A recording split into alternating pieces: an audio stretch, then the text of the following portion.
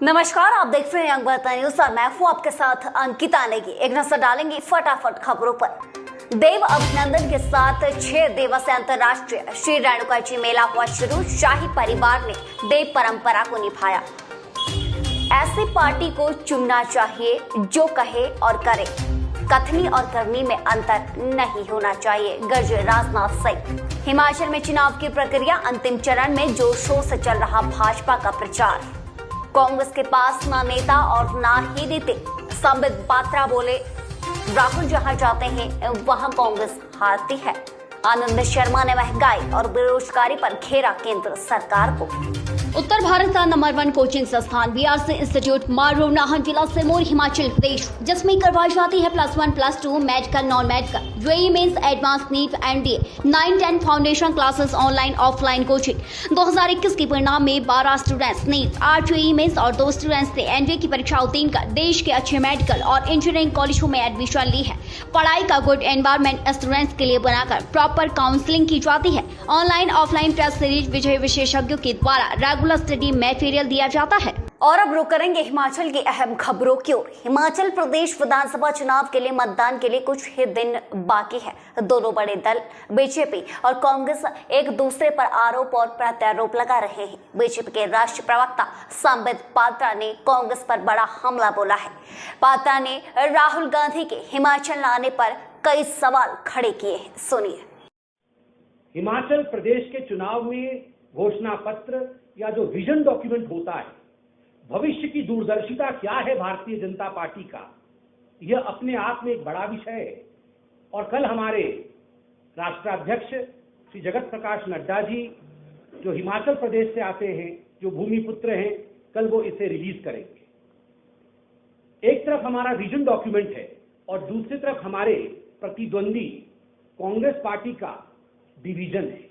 एक तरफ विजन। अंतर्राष्ट्रीय श्री रेणुकाजी मेला शुरू हो गया है, जिसका शुभारंभ मुख्य सचिव आरडी धीमान ने किया। मां बेटे के आध्यात्मिक मिलन में हजारों लोग आज साक्षी बने। कई पालकियों को निमंत्रण दिया गया था, मां रेणुकाजी में पहुंचे।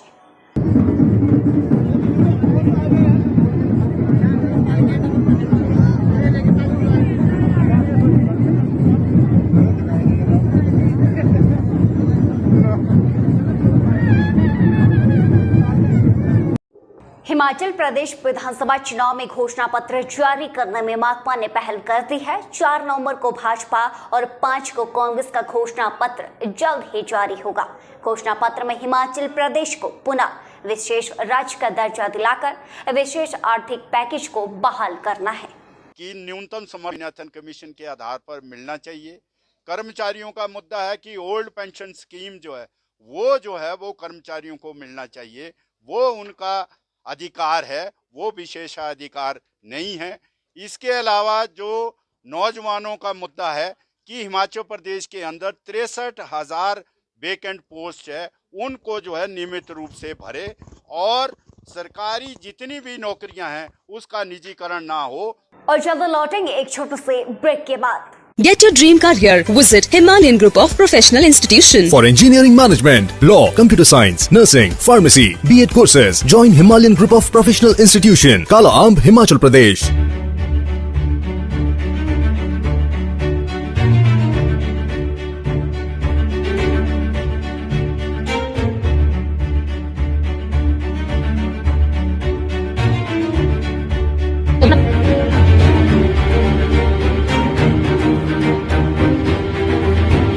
और ब्रेक के बाद स्वागत है। आजादी के बाद सबसे बड़ी बेरोजगारी दर हिंदुस्तान में है। बेरोजगारी, महंगाई चरम सीमा पर है, जिसको लेकर एआईसीसी की नवगठित संचालन समिति के अध्यक्ष आनंद शर्मा ने एक बार फिर से केंद्र सरकार को घेरा है और कहा कि यदि भारतीय जनता पार्टी के नेता हिमाचल आए तो सेवा का नाम उसे दिया जाता है, लेकिन दूसरी ओर यदि कांग्रेस पार्टी के नेता हिमाचल प्रदेश में आते हैं तो हॉलीडे डेस्टिनेशन उन्हें बताया जाता है।